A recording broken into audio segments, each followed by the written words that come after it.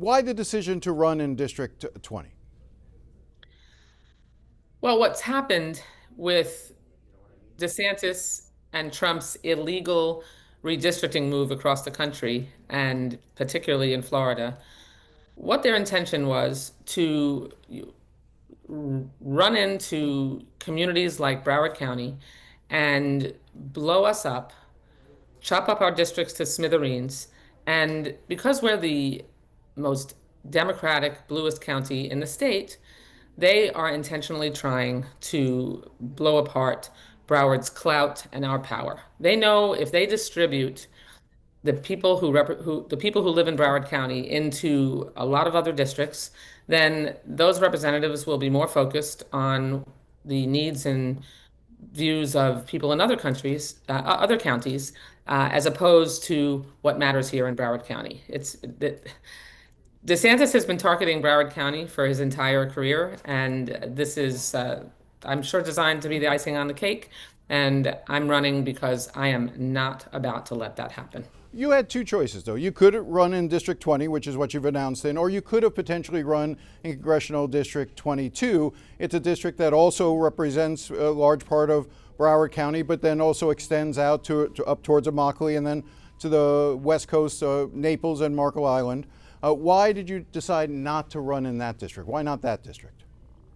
Well, actually, they took my district and chopped it up into five districts. So I have constituents who were strewn all over the new map, and I am running for District 20 because I have represented Broward County for my entire adult life.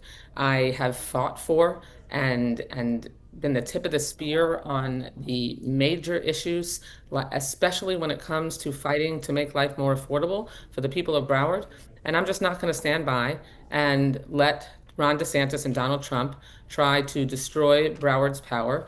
And I want to continue to be able to stand up for the people of our community and fight for them. And District 20, a district that I have represented over the three legislative bodies I've served in, 9 of the 14 cities, is the district where I can make sure that there is the most experienced, the most well-known, and the person that I am who has been immersed in the community for decades is able to be in a strongest possible position to fight for our community. But you know what the criticism is going to be. This is a district that for more than 3 decades have been represented by an African American, either Alcee Hastings and then Sheila Sherfless McCormick, represented the majority of the people in this district. This is considered an African American leaning seat. I think 40% of the residents are African American.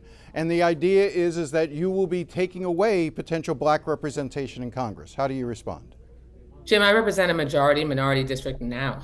And everything that I have done in the years that I have represented this community has had me fully immersed in the neighborhoods and communities of Broward County.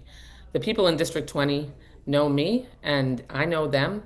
I am an everywhere, all the time elected official.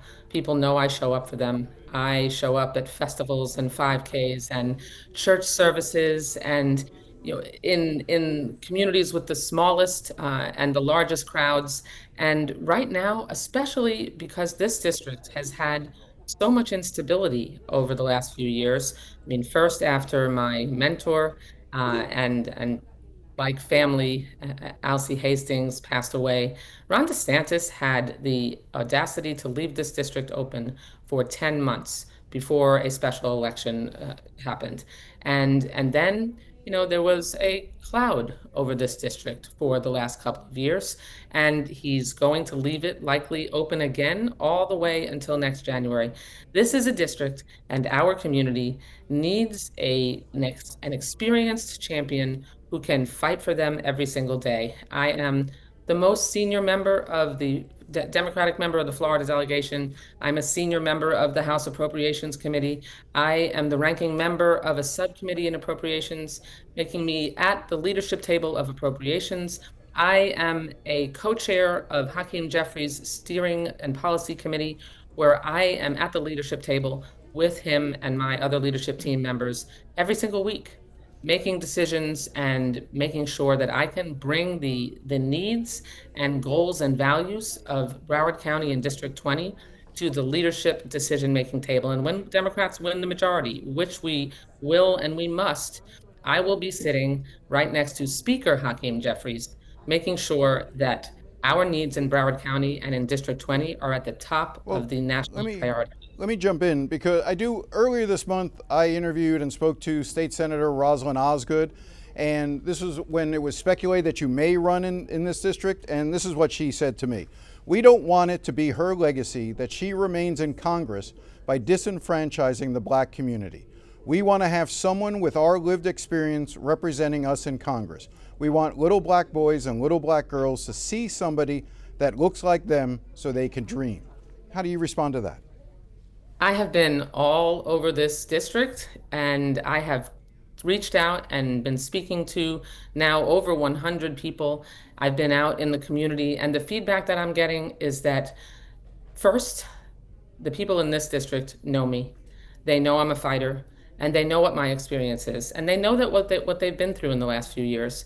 They have told me we can't afford to have a beginner, just start out in the United States Congress.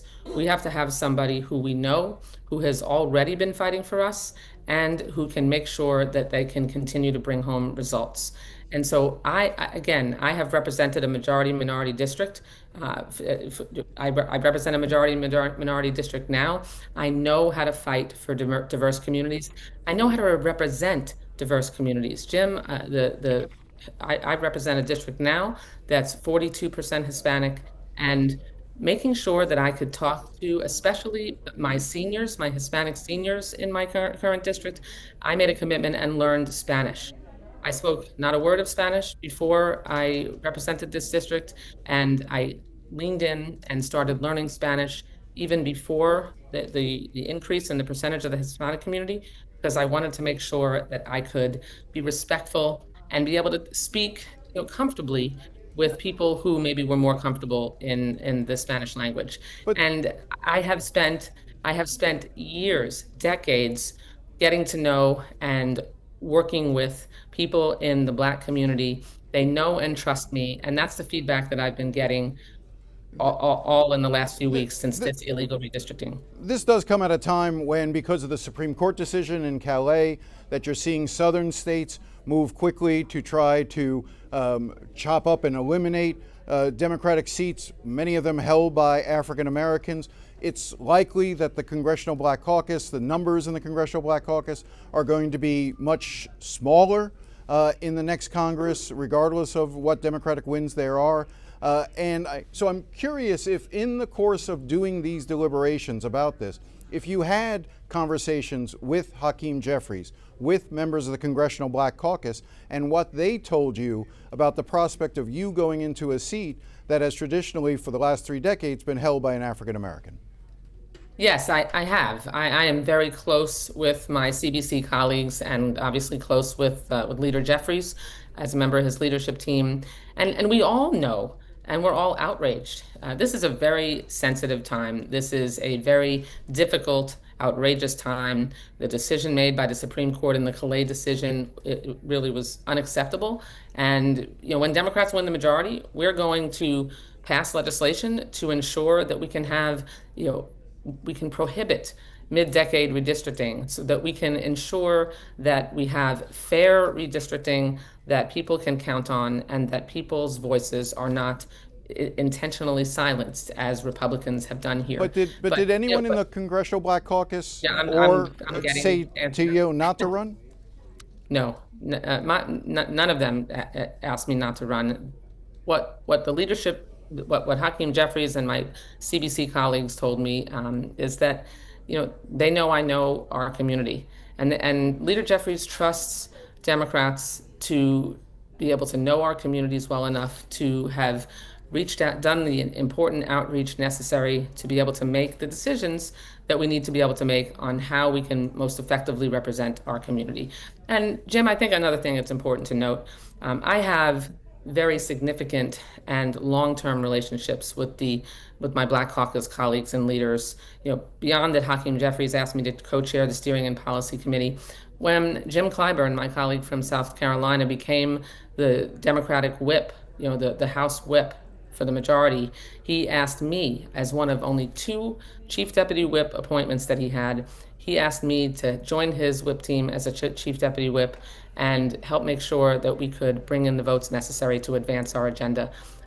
Elijah Cummings, that my late dear friend Elijah Cummings, he asked Nancy Pelosi when he took the reins of the House Oversight Committee to put me on the committee so that I could help make sure that I could help him make sure that we were holding the administration accountable.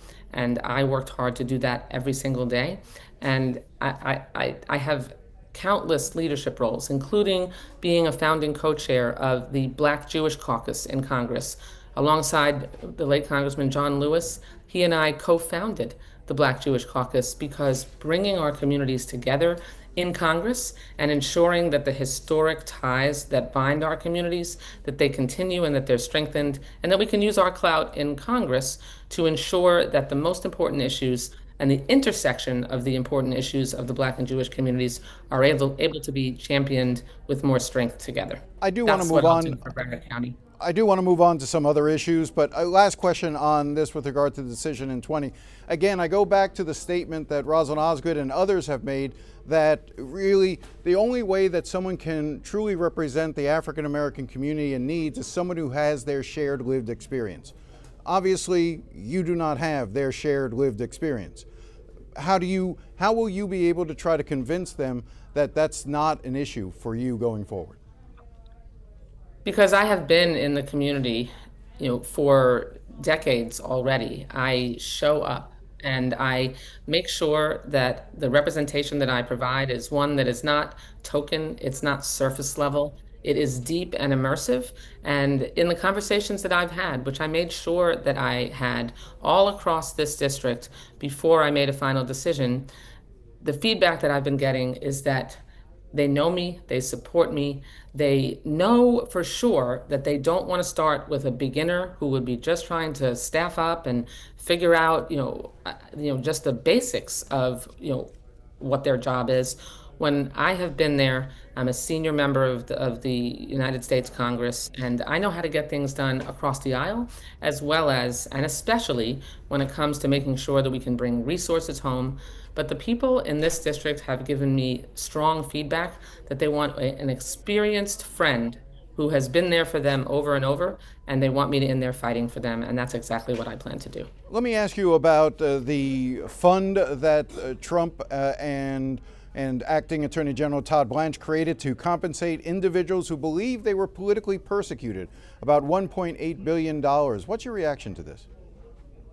This is a monument. This proposal and plan by Trump to create a January 6th slush fund, a weaponization slush fund, is the epitome of the culture of corruption that is so deeply embedded in the Trump administration and in Washington now, led by him. I mean, I had a colleague yesterday suggest on the Republican side of the aisle that he was going to apply for funds from this fund. This is because Donald Trump wants to make sure that he can line the pockets of people who stormed the Capitol on January 6th, tried to overturn the results of a legitimate election, attacked law enforcement, some of whom died, and he wants to pay them off, as well as others, as well as his sons, line his own pockets, and make sure that he can have an on-the-ground team who he has financed and enriched so that he can continue his culture of corruption and his self-dealing schemes. And we are going to continue to call them out and stand up and push back against that. We will use the courts, the community, and Congress to stop him. That's why they had to pull the bill that they're trying to, jam more funds into ICE and CBP to continue their rogue enforcement activity, because this was something that even Republicans couldn't stomach. I want to also ask you about Cuba. We've now seen this week the indictment against Raul Castro. There is the Nimitz Carrier Group is now in the Caribbean. Are you anticipating some sort of military type action in Cuba in the days or weeks ahead? And if so, would you support such an action? Well, an indictment of Raul Castro was long overdue. Certainly doesn't, I don't shed any tears over that. He was directly involved in causing the plane crash of the Brothers to the Rescue plane many years ago. Their deaths are on his head, and so his indictment was long overdue. But look, what's likely to happen here is that Trump is going to try to just replace the same serpent head with a different one, just like he's done in Venezuela, and just like we've seen happen in Iran. But the danger here is that this is 90 miles off the coast of Florida, and the people that I've talked to, and I know, we absolutely do not need military action. We do not need Trump to to add another jewel in the constellation of countries that he is trying to control so he can enrich himself and his billionaire friends. And so I believe and have fought for the release of political prisoners in Cuba, for a free Cuba that has the ability whose people have the ability to elect the people of their choice and ensure that they can have the kind of freedom that they need to communicate and to live their lives. And we can achieve that. But the way Donald Trump is going about it, particularly based on his track record in Venezuela and Iran, is certainly not headed in that direction. So no to military action, but yes to continued economic sanctions and pressure. Cuba doesn't present an imminent threat, and Congress is the body in our government that has the authority and power to declare war.